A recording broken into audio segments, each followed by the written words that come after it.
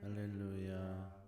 주님께서 여러분과 함께 또한 사제의 영과 함께 마테오가 전한 거룩한 복음입니다. 주님 영광 받으소서.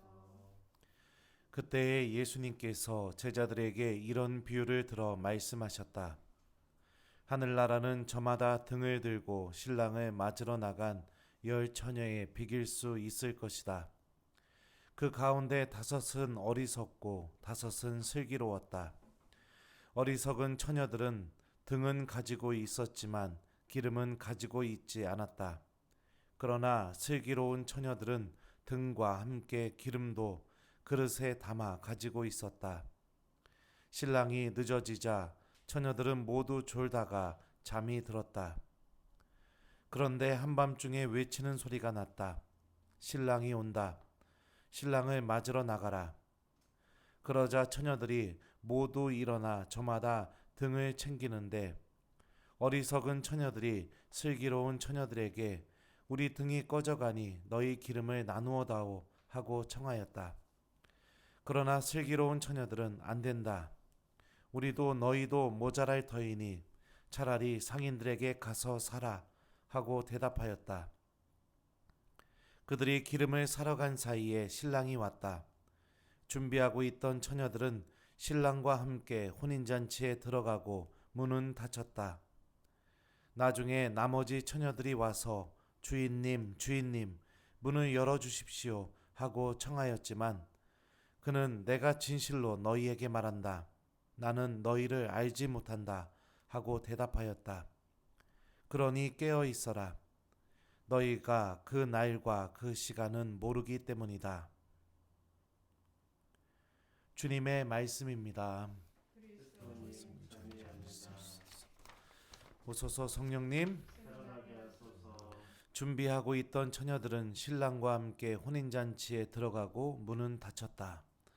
안녕하세요. 네. 안녕하세요.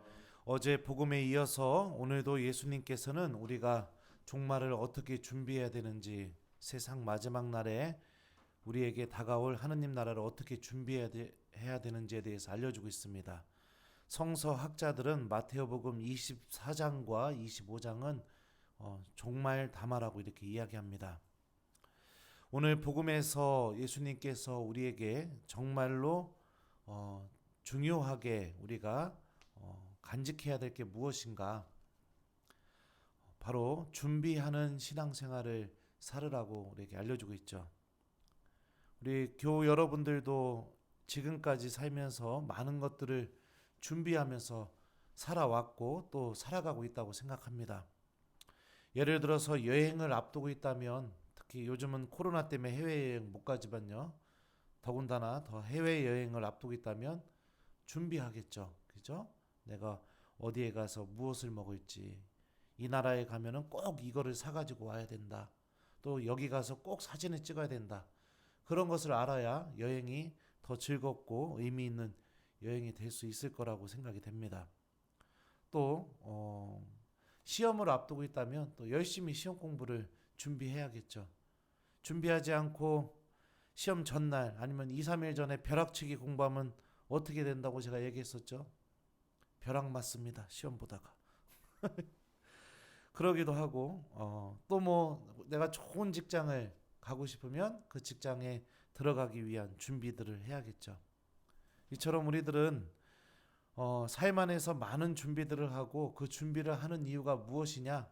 내가 정말로 소중하다고 여기는 그 가치를 얻기 위해서, 정말로 내가 돈으로도 아니면 다른 물질적인 것으로도 살 수 없는, 노력을 해야만 얻을 수 있는 가장 소중한 그 값어치를 얻기 위해서 우리들은 준비를 합니다. 저는 오늘 복음을 읽으면 돌아가신 저희 할머니가 생각이 납니다. 저희 할머니는 치매에 걸리셔서 오랜 시간 동안 가족들을 이렇게 힘들게 했었습니다. 어느 날은 갑자기 이렇게 그냥 사라지셔가지고 어머니가 장사하시다 말고 나가가지고 한참을 헤매서 할머니를 이렇게 모시고 온 적도 있었고요. 또 어떤 날은 집에 있는 물건들을 다 숨기셔가지고 그것을 찾는데 또 온 가족이 한참 이렇게 고생을 겪었던 적도 있습니다.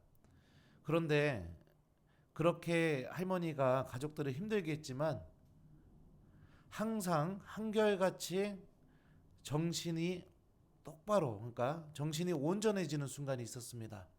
그때가 언제였는가? 바로 본당 신부님이 봉송체 하러 오시는 순간이었습니다.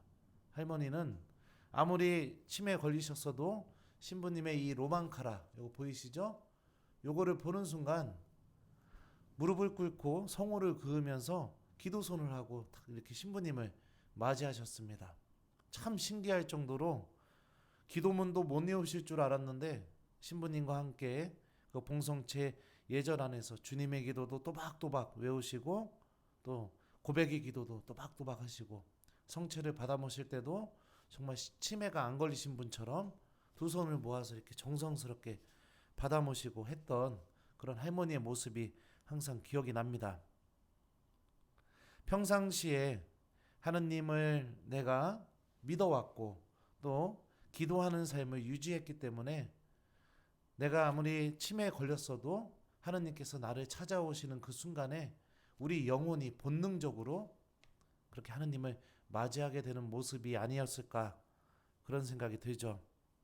이처럼 준비하는 신앙생활은 어떤 순간에 하느님께서 나에게 찾아온다 하더라도 하느님을 반길 수 있게 우리들을 도와줍니다.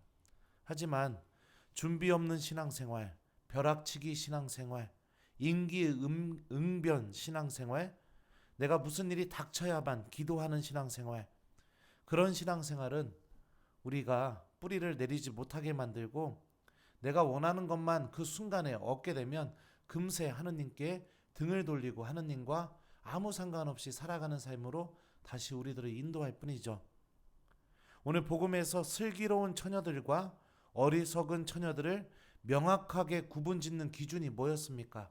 바로 준비였습니다. 신랑의 혼인잔치를 위해서 기름을 준비했던 슬기로운 처녀들은 신랑이 정말 예측할 수도 없었던 순간에 도착하게 되었을 때 신랑과 함께 하느님 나라를 상징하는 혼인잔치에 들어가게 됩니다. 준비하고 있던 처녀들은 신랑과 함께 혼인잔치에 들어가고 문은 닫혔다. 반대로 신랑을 위해서 꼭 준비해야 될 기름을 준비하지 않은 어리석은 처녀들은 우왕좌왕하는 모습을 보여줍니다. 임기응변, 그제서야 닥쳐서야 내가 무엇이 잘못됐는지 바라보고 그걸 어떻게 해서든지 해결하려고 하지만 결국에는 그거는 해결되지 않는 문제로 그대로 남아있게 되죠. 그리고 신랑으로 상징되는 예수님께서는 다음과 같은 말씀을 하십니다. 내가 진실로 너희에게 말한다. 나는 너희를 알지 못한다. 나는 너희를 알지 못한다.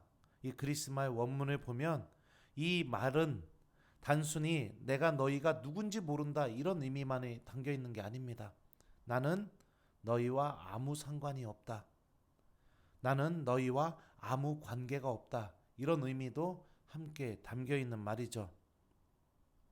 어떻게 보면 준비 없이 신랑을 맞이한 이 어리석은 처녀들이 갖고 있었던 신랑과 맺었던 그 관계를 예수님께서 그대로 보여주는 거죠. 그들은 신랑이 중요하지 않았기 때문에 신랑의 혼인잔치가 정말로 나에게 중요한 가치가 아니었기 때문에 준비하지 않았을 겁니다. 신랑이 나와 아무 상관이 없었기 때문에 신랑이 하게 될 그 혼인잔치가 나와 아무 관련이 없기 때문에 그저 준비하지 않고 안일하게 살아가는 그런 삶을 살았겠죠. 그러니 나는 너희를 알지 못한다 라는 이 예수님의 말은 너는 나와 아무 상관없이 살아왔잖아. 너는 나와 아무 관계를 맺지 않았잖아. 이런 말처럼 들립니다. 하느님 나라는 그 가치를 아는 사람만이 또 그 소중함을 알고 있는 사람만이 그리고 또 하느님 나라에 대한 믿음을 갖고 있는 사람만이 준비하는 그런 특성을 가지고 있습니다. 밭에 숨겨진 보물처럼 좋은 진주를 찾는 상인의 비유처럼 하느님 나라의 가치를 알아보는 사람만이 그 나라를 준비합니다. 그리고 하느님께서는 그 준비가 헛되지 않았다는 것을 세상 종말 때 또 우리들이 하느님을 만나는 그 순간에 보여주시고 또 증명해 주실 겁니다. 오늘 일독서 말씀도 들어보죠. 사실 세상은 하느님의 지혜를 보면서도 자기의 지혜로는 하느님을 알아보지 못하였습니다. 그래서 그분께서는 복음 선포의 어리석음을 통하여 믿는 이들을 구원하기로 작정하셨습니다. 세상의 지혜로만 살아온다면 하느님의 지혜는 절대로 알아볼 수 없다고 바오로 사도는 이야기합니다. 우리들의 머릿속에 사고방식 안에 세상의 논리와 세상이 이야기하는 그 셈법만 간직하고 있고 세상이 우리에게 알려주는 그 지혜만 가지고 있다면 하느님의 가치와 하느님의 지혜는 눈에 보이지 않게 됩니다. 우리들의 신앙은 바로 그 세상이 가지고 있는 지혜가 아니라 하느님의 지혜를 바라볼 수 있는 눈을 우리에게 만들어줍니다. 그분께서는 복음 선포의 어리석음을 통해서 당신의 믿는 이들을 구원하기로 작정하셨다고 바오로 사도는 이야기하죠. 복음 선포의 어리석음, 바로 우리가 드리는 매일 이 미사 때마다 이 복음 선포의 어리석음이 이루어집니다. 하느님께 믿음을 가지고 있는 이들, 또 하느님의 지혜를 볼 줄 아는 사람들, 하느님 나라의 가치가 얼마나 소중한지를 아는 사람들은 이 미사 한 대 안에서 선포되는 하느님의 말씀을 신중하게 들을 것입니다. 그리고 그 말씀이 제시해 주는 그 길을 오늘 하루 동안 실천하라고 노력하겠죠. 하지만 세상의 지혜만 가득 가지고 있고 그 지혜가 말하는 길만 붙잡고 걸어가려고 하는 사람들은 절대로 이 복음 선포의 어리석음에 귀 기울이지 않습니다. 그리고 닥쳐서야, 예수님이 찾아와서야, 무슨 일이 벌어져서야만 그제서야 정신없이 등을 챙기고 그리고 나서 그 등을 밝혀줄 기름이 없다는 사실을 그제서야 발견하게 될 겁니다. 주인님, 문 좀 열어주십시오. 그 외침의 주인공이 우리가 되지 않도록 우리들 또한 신랑과 함께 기쁜 마음으로 혼인잔치에 들어가는 슬기로운 처녀들이 될 수 있도록 하느님 나라를 잘 준비하는 신앙인, 복음 선포의 어리석음에 귀를 기울이는 그분의 슬기로운 자녀들이 되도록 노력하는 신앙인이 되길 바랍니다. 숙제 주겠습니다. 오늘 하루, 오늘 말씀이 하느님 나라를 준비하는 삶을 살아라.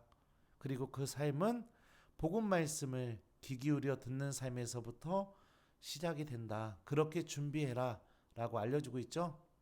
오늘 복음 말씀 다시 한번 읽어보시고 나도 슬기로운 처녀가 되기 위해서 어떤 준비를 해볼까 한번 고민하시면서 하느님의 말씀을 실천하는 우리 슬기로운 우리 교우들이 되도록 노력하는 하루가 되길 바랍니다.